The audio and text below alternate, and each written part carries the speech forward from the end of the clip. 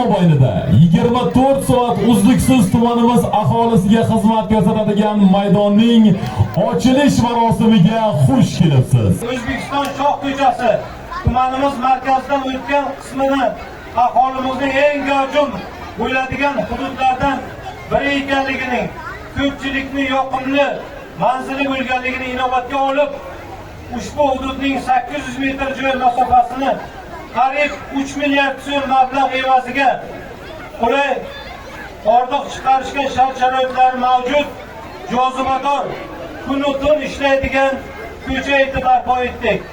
Aziz tumandoshlar, barchangizni yana bir bor yaqinlashib kelayotgan Mustaqillik bayrami bilan hamda ushbu obyektlarning ochilishi bilan samimiy tabriklayman. Go'zal va betakror yurtimizga, qadrli Qiziltepamizga aslo ko'z tegmasin.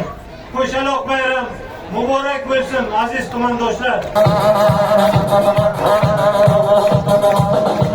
Vatanimiz taraqqiyotiga qo'shgan samarali hamda ijtimoiy siyosatdagi faol ishtiroki uchun Xayriy va Jamila Ibragimovna Navoiy viloyati Qiziltepa tumani hokimining faxriy yorlig'i bilan taqdirlanadi.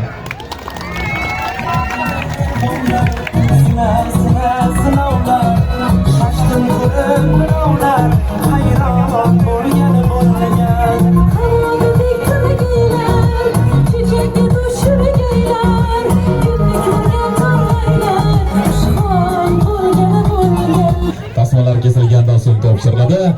Muborak bo'lsin va elimiz yurtimizni ko'tarinki kayfiyatiga yillar davomida xizmat qilsin.